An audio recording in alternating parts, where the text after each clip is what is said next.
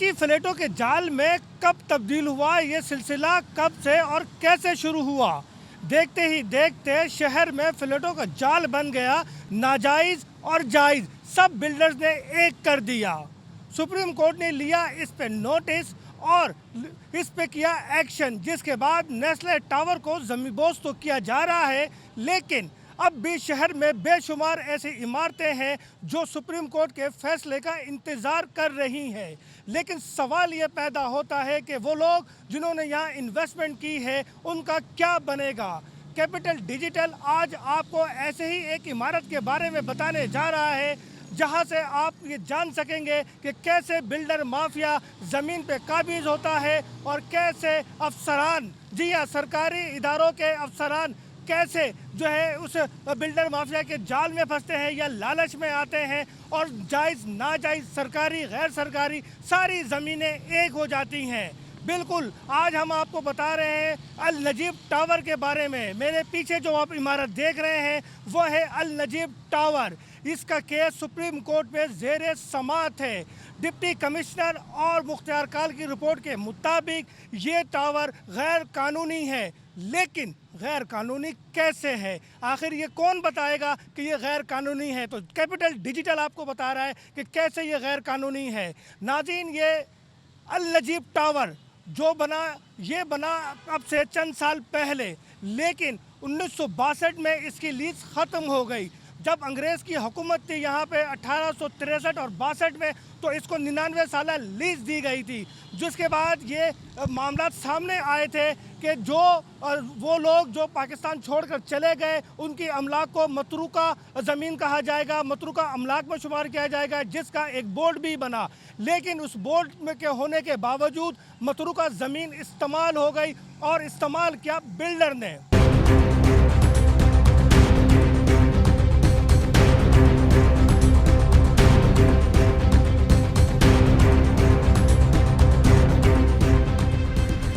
Capital digital आपको बता रहा है कि अल नजीब टावर कैसे गैर कानूनी है। ज़राए के मुताबिक जो डिप्टी कमिश्नर मुतल्लिका हैं और जो मुख्तियार कार हैं, उन्होंने जो रिपोर्ट जमा कराई है उसमें ये वाज़े तौर पर जो है लिख दिया गया है कि अल नजीब टावर गैर कानूनी है। मासूम शहरियों की इसमें इन्वेस्टमेंट है।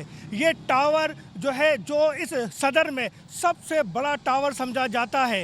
ये टावर जदीद टावर है। इसमें वो तमाम सहूलतें मौजूद हैं जो किसी बिज़नेस हब में या बिज़नेस सिटी में जिसकी ज़रूरत पड़ती है। लेकिन ये गैर कानूनी क्यों और कैसे है। ये मतरूका अमलाक की ज़मीन पर बनाया गया टावर है। ये जुड़वा ज़मीन है जिसमें एक 33 नंबर है और एक 34 नंबर है। 33 नंबर जो है 1100 कुछ गज का है, जबकि 34 नंबर जो है 1095 स्क्वायर गज पे मुश्तमिल है। अब सवाल ये पैदा होता है कि जब 33 लीगल है तो 34 इलीगल कैसे हो गया। जी हाँ, शहरियों के लिए सबसे अहम बात यही है कि जब एक प्लॉट लीगल है तो दूसरा इनलीगल कैसे हो गया। ये इलीगल ऐसे हो गया कि एक बोर्ड बना हुआ है जिसको कहते हैं मतरूका अमलाक बोर्ड। इस बोर्ड में वो तमाम इमारतें, तो एक अंदाजे के मुताबिक पाकिस्तान भर में 39,000 से ज़्यादा ऐसी इमारतें हैं, ऐसे अमलाक हैं जो उस बोर्ड में आते हैं। ये वो अमलाक है जो पाकिस्तान बनने के बाद वो लोग जो पाकिस्तान छोड़कर हिंदुस्तान चले गए उनकी ज़मीनें मौजूद थी और एग्रीमेंट के तहत वो यहाँ जो इंडिया से पाकिस्तान आ रहे थे ये ज़मीनें उनको मिलनी थी। लेकिन खैर, ये एक लंबा मसला, लंबी बहस है कि क्या हुआ और क्या नहीं हुआ। हुकूमत ने एक बोर्ड बनाया, उस बोर्ड के तहत उसकी ज़िम्मेदारी लगाई कि इन ज़मीनों की हिफाजत की जाए, इसे सरकारी तहवील में रखा जाए। लेकिन हुआ कुछ यूँ कि जब 1862-63 में जब अंग्रेज़ की हुकूमत थी, इसे लीज़ दी गई तो 1962-61 में जो है इसकी लीज़ ख़त्म हो गई। उसके बाद यहाँ जो 33 नंबर प्लॉट पे जो कि लीगल है, इस पर जो है एक जो है साहब का शोरूम था। उसके बाद उसको बेचा गया, उसके बाद आगे बेचा गया और बेचते बेचते ये उस बिल्डर के पास पहुँच गया जिसने अल नजीब टावर बनाया। अल नजीब टावर बनाते बनाते उसकी नज़र बिल्कुल उसके साथ लगे प्लॉट नंबर 34 पे पड़ी। और यही वो तरीका वारदात है जिसमें SBCA के अफसरान, जो कि उस वक्त KBCA कहलाता था, उसके अफसरान, मुतल्लिका इदारे सब मुलविस हैं। सब ने इस बहती गंगा में हाथ धोए, लोगों को बेवकूफ़ बनाया गया। 34 नंबर प्लॉट चूँकि मतरूका अमलाक में है, लिहाजा उसको धोखे दही के साथ जो है इसको जुड़वा मिलाकर इस बड़े टावर को जो है वो बनाया गया और इसमें जो है इन्वेस्टमेंट की गई। ये तमाम के तमाम जो ज़राए बताते हैं कि ये तमाम के तमाम चीज़ें जो हैं वो मुतल्लिका अफसरान की मदद से किया गया और ये सब कुछ उस रिपोर्ट में लिखा हुआ है जो रिपोर्ट डीसी ने और मुख्तियार कार ने अदालत में जमा कराई है, जिसकी अगली समाअत जो है वो दिसंबर के आखिर में या जनवरी में मुतवक्का है।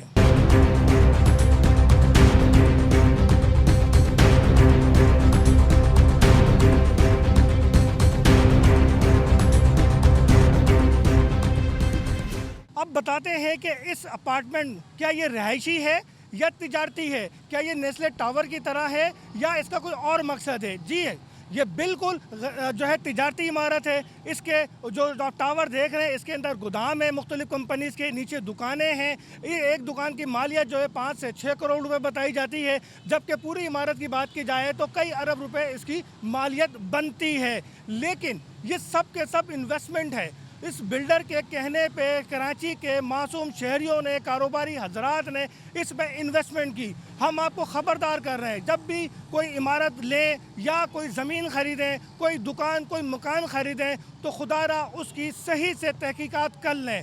ये जो मतरूका अमलाक है इसका बड़ा सख्त कानून है, इसके बड़े सख्त लॉज हैं, लेकिन क्या करें, बिल्डर माफिया की पहुंच हो देखें और जो है हमारे SBCA या KDA या दीगर इदारों के जो अफसरान हैं उनकी मिली भगत देखें कि कैसे क्या से क्या हो जाता है और एक आम आदमी मुतासिर होता है। इसके अंदर जो दुकानें हैं वो भी आम ताजिरों की है, आम आदमी की है। इसके अंदर जो गोदामें हैं वो भी आम आदमी की है। केस सुप्रीम कोर्ट में इसका ज़ेर समाअत है।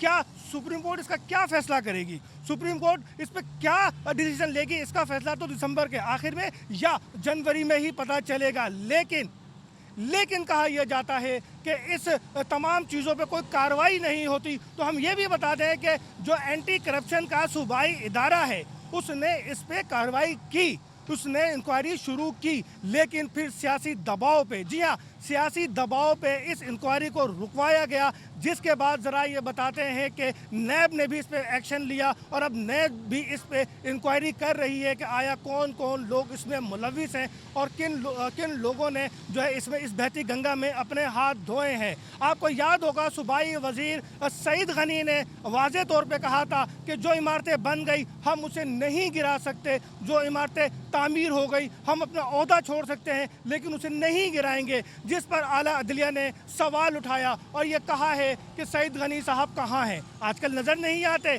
अब तक अपने ओहदे पर है, इस्तीफ़ा क्यों नहीं देते या उन लोगों के ख़िलाफ़ कार्रवाई क्यों नहीं होती जो इस तमाम सिस्टम में इन्वॉल्व हैं। शहर कराची में ये कोई एक ज़मीन नहीं है, ऐसी बेशुमार ज़मीनें हैं। अलादीन पार्क के साथ जो ज़मीन है वो भी मतरूका प्लॉट में आती है, उसमें भी जो है कार्रवाई हुई है। गुलिस्तान जौहर के बहुत सारे ब्लॉक्स में जो है आला अदलिया के हुक्म पर जो है वो डिमोलिशन का सिलसिला जारी है। कई प्लाटों को वार्षगुजार कराया है। खुद KDA ने 42 ग्राउंड्स को कब्ज़ा माफिया से अदलिया के हुक्म पर बाजियाब कराया है, वार्षगुजार करवाया है। लेकिन सवाल ये पैदा होता है कि ये सिलसिला रुकेगा कब। सवाल ये पैदा होता है कि आखिर शहरियों को कौन बताएगा, कैसे समझाया जाएगा।